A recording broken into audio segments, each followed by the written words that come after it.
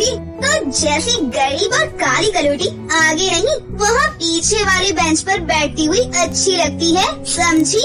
इतना कहकर रश्मि और प्रीता वर्षा का बैग उठाकर जमीन पर फेंक देती हैं और उसे सीट से धक्का देकर खुद आगे वाली सीट पर बैठ जाती हैं। और बेचारी वर्षा रोते हुए अपना स्कूल बैग उठाती है और पीछे वाली सीट पर जाकर बैठ जाती है कि तभी क्लास टीचर आती है। बच्चों, नेक्स्ट वीक 15 अगस्त पर हमारा स्कूल एक एनुअल फंक्शन ऑर्गेनाइज कर रहा है। सभी बच्चे उस दिन तिरंगे के रंग की ड्रेस पहन कर आएंगे। Okay? Okay ma'am. Teacher announcement करके वहाँ से चली जाती है। टीचर के जाने के बाद सभी बच्चे एनुअल फंक्शन पर किस किस तरह की ड्रेस पहनेंगे वो आपस में डिस्कस करने लगते हैं। मैं तो तिरंगे जैसा गाउन पहनूंगी और मैं तिरंगा फ्रॉक पहनूंगी। वैसे वर्षा, तुम क्या पहनोगी? अरे मैं तो भूल ही गई थी कि तुम तो इतनी गरीब हो कि स्कूल यूनिफॉर्म भी फटी हुई पहन कर आती हो। एनुअल फंक्शन पर तुम क्या ही न्यू ड्रेस पहनोगी, और तुम इतनी काली भी हो कि काले लोगों पर तो कुछ भी अच्छा ही नहीं लगता। तुम लोगों को पता है, मैंने एक काले रंग की बिल्ली पाली है, लेकिन मेरी बिल्ली भी इस वर्षा से ज्यादा काली नहीं है। वर्षा की गरीबी और उसके काले रंग का मजाक उड़ाते हुए सारे बच्चे उस पर हंसने लगते हैं। स्कूल खत्म होने के बाद वर्षा घर आती है और उदास होकर एक कोने में बैठ जाती है, जिसे देख सिलाई कर रही उसकी माँ रीमा उसके पास आती है। क्या हुआ वर्षा बेटा, इतनी उदास क्यों हो? किसी ने क्लास में कुछ कहा क्या? वर्षा रोते हुए सारी बात अपनी माँ को बताती है। क्लास में सभी बच्चों ने मेरा बहुत मजाक उड़ाया। वो हमेशा मेरे काले रंग और गरीबी को लेकर मुझे परेशान करते हैं, और आज जब टीचर ने 15 अगस्त पर तिरंगे जैसी ड्रेस पहनने के लिए कहा तो सभी ने फिर से मेरा मजाक उड़ाया। वो कहते हैं कि मैं गरीब हूँ, इसलिए मैं ये सब नहीं पहन सकती। माँ, मुझे भी स्कूल में एनुअल फंक्शन पर तिरंगे जैसी कोई ड्रेस पहननी है, तो तुम मेरे लिए तिरंगा लहंगा बना दो ना, तुम्हें तो सिलाई भी आती है। कितनी बेबस माँ हूँ मैं, लोगों के कपड़े सिलती हूँ, लेकिन अपनी बेटी को एक नया लहंगा तक ला कर नहीं दे सकती। अगर आज तेरे बाबा जिंदा होते तो हमारी हालत ऐसी ना होती। अपने पति किशोर के गुजर जाने के बाद रीमा लोगों के कपड़े सिलकर ही अपना और अपनी बेटी का गुजारा चलाती है। पता है दोस्तों, मैंने तो सोच लिया है, मैं एनुअल फंक्शन पर महात्मा गांधी जी का रोल प्ले करूँगा। मेरी तो एनुअल फंक्शन की ड्रेस भी आ गई है। मैं तो बहुत ज्यादा एक्साइटेड हूँ एनुअल फंक्शन के लिए। क्लास के सभी बच्चे 15 अगस्त के एनुअल फंक्शन के लिए काफी ज्यादा खुश होते हैं कि तभी वर्षा क्लास में एंटर होती है, जिसे देखो गाइस, हमारी क्लास की मिस यूनिवर्स और रिचेस्ट पर्सन आ रही है। मिस वर्षा, तुम्हारी 15 अगस्त के फंक्शन की ड्रेस आ गई है ना? कहाँ से आई है? लंदन या अमेरिका से?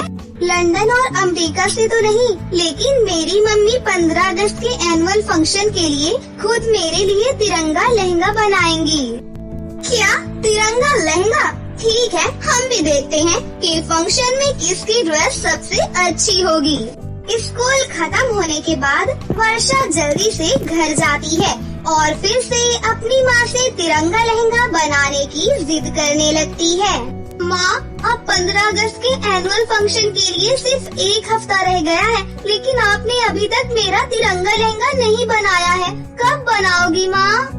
अब मैं तुझे कैसे बताऊँ मेरी बच्ची, लहंगा बनाने के लिए मुझे एक बड़े और अच्छे कपड़े की जरूरत है, और इस वक्त मेरे पास बिल्कुल भी पैसे नहीं है। क्या करूँ, कुछ समझ ही नहीं आ रहा। रीमा रात भर वर्षा के लहंगे के लिए काफी ज्यादा परेशान होती है। अगले दिन रीमा अपने सिले हुए कपड़ों को देने के लिए जाती है। अरे वाह, सूट तो तुमने अच्छा सिला है, ये लो इसके पैसे। काजल बहन जी, मेरी बेटी के स्कूल में 15 अगस्त पर एक एनुअल फंक्शन हो रहा है, जिसमें उसको तिरंगा लहंगा पहनना है, लेकिन मेरे पास तिरंगा प्रिंट का कपड़ा खरीदने के लिए बिल्कुल भी पैसे नहीं है। क्या आप मुझे थोड़े पैसे और दे सकती हैं? मैं आपके 3-4 कपड़े फ्री में सिल दूंगी। मुझे इस वक्त कोई भी कपड़ा नहीं सिलवाना है और न ही मेरे पास इन सारी चीजों के लिए पैसे हैं, समझी? अब निकलो यहाँ से। काजल की ऐसे बेइज्जती करने पर बेचारी रीमा की एक आखिरी उम्मीद भी टूट जाती है। 15 अगस्त को करीब आता देख दिन प्रतिदिन रीमा की टेंशन भी बढ़ने लगती है। हे ऊपर वाले, अब तू ही मेरी मदद कर। आज तक मैं अपनी बच्ची को कोई भी खुशी नहीं दे पाई हूँ। रीमा रोड पर चलते हुए खुद से बात कर रही होती है कि तभी उसे नदी के किनारे बैठी एक बूढ़ी औरत दिखाई देती है जो जोर जोर से रो रही थी। हाय मेरी पोटली, कोई मेरी पोटली को नदी से बाहर निकाल दो। अरे अम्मा, आप ऐसे क्यों रो रही हो? मेरी कपड़ों की पोटली नदी में गिर गई है। मैं एक धोबिन हूँ। उस पोटली के अंदर बहुत महंगे महंगे कपड़े थे। अगर वो कपड़े खो गए तो मैं कहाँ से उनके पैसे चुकाऊंगी? उस बूढ़ी औरत को इतना परेशान देखकर रीमा उस गहरी नदी के अंदर उतरती है और बड़ी ही मुश्किलों से कपड़ों की पोटली ढूंढकर निकाल लेती है। ये लीजिए माँ जी, आपके कपड़ों की पोटली। लेकिन बेटा, ये सारे कपड़े तो गीले हो गए हैं।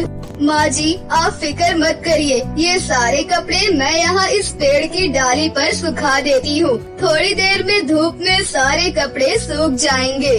फिर रीमा उस पोटली में से सारे कपड़े निकालकर पेड़ की डाली पर उसे सूखने के लिए डाल देती है। इसी बीच रीमा और उस बूढ़ी औरत में काफी बात होती है और बातों ही बातों में रीमा उन्हें अपनी सारी परेशानी भी बता देती है। बेटा परेशान मत हो, ऊपर वाला है ना, सब कुछ ठीक करेगा। चल अब मैं चलती हूँ, मेरे सारे कपड़े भी सूख गए हैं। फिर बूढ़ी औरत सारे कपड़ों को पोटली में बांधती है और वहाँ से चली जाती है। तभी रीमा देखती है कि पेड़ की टहनी पर एक बहुत बड़ा सफेद कपड़ा सूख रहा है, जिसे वो बूढ़ी औरत ले जाना भूल जाती है। अरे अम्मा तो इस सफेद कपड़े को यही भूल गई। देखने में तो काफी ज्यादा महंगा लग रहा है। एक काम करती हूँ, इसे अपने साथ ही ले जाती हूँ। अगर अम्मा मिलेंगी तो मैं उन्हें दे दूंगी। रीमा उस सफेद से कपड़े को अपने घर में लाकर रख देती है और ऐसे ही 3 से 4 दिन बीत जाते हैं, लेकिन उस बूढ़ी अम्मा का रीमा को कोई भी पता नहीं चलता। और इधर अब 15 अगस्त के लिए सिर्फ 2 दिन ही बाकी रह जाते हैं। आप मुझसे बिल्कुल भी प्यार नहीं करती हो। 15 अगस्त में अब सिर्फ 2 दिन ही रह गए हैं और आपने अभी तक मेरा लहंगा नहीं सिला। अगर कोई दूसरी माँ होती तो वो अभी तक मेरे लिए सुंदर सा तिरंगा लहंगा सिल चुकी होती। ये कहते हुए वर्षा रोते हुए बाहर चली जाती है। अपनी बेटी को इस तरह रोता देख अब और नहीं, मैं अपनी बेटी को और ऐसे रोता हुआ नहीं देख सकती। अब मैं उसके लिए लहंगा जरूर सिलूंगी। मैं लहंगा सिलने के लिए उसी सफेद कपड़े का इस्तेमाल करूंगी। अगर वो बूढ़ी अम्मा कपड़ा लेने के लिए आएंगी तो मैं जैसे तैसे पैसे जोड़कर उस कपड़े के पैसे दे दूंगी।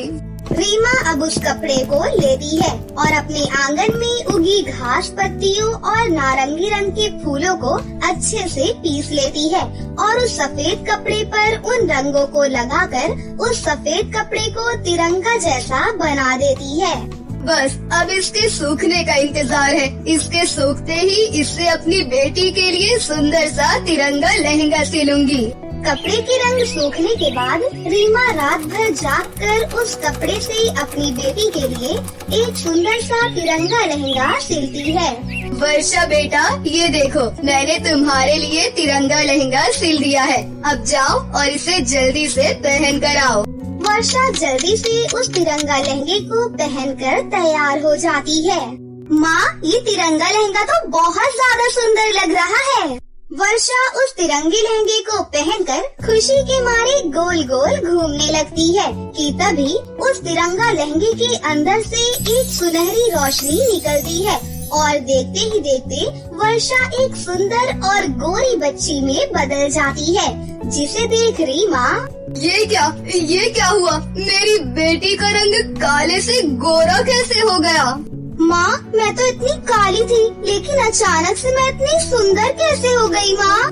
ये सब मेरे जादुई तिरंगे लहंगे का कमाल है, इसलिए इसे पहनते ही तुम काली से गोरी हो गई। हे ऊपर वाले, ये क्या? ये लहंगा तो बोल रहा है। वर्षा बेटा, जल्दी से इस लहंगे को उतार दे, कहीं ये तो मुझे मायावी लग रहा है। रीमा, घबराओ मत, मैं मायावी नहीं बल्कि जादुई लहंगा हूँ। जिस कपड़े से तुमने इस लहंगे को सिला है, दरअसल वो एक जादुई कपड़ा है, इसलिए ये सब हो रहा है। इसे तुम बस भगवान का चमत्कार समझो। उस जादुई लहंगे की बात सुनकर रीमा को थोड़ी तसल्ली मिलती है, जिसके बाद अब वर्षा उस जादुई तिरंगा लहंगे को पहनकर अपने स्कूल में जाती है। स्कूल के सभी लोग वर्षा के तिरंगा लहंगे और वर्षा को देखकर काफी ज्यादा हैरान होते हैं। ये क्या? ये तो इतनी काली कलूटी थी, अचानक इतनी गोरी कैसे हो गई? और इसके पास इतना सुंदर तिरंगा लहंगा कहाँ से आया? वर्षा उस जादुई तिरंगा लहंगे को पहनकर काफी अच्छा परफॉर्मेंस करती है, जिसके चलते वर्षा को बेस्ट डांसर का अवार्ड भी मिलता है, जिसे लेकर वर्षा खुशी खुशी अपने घर आती है। माँ, आपको पता है स्कूल में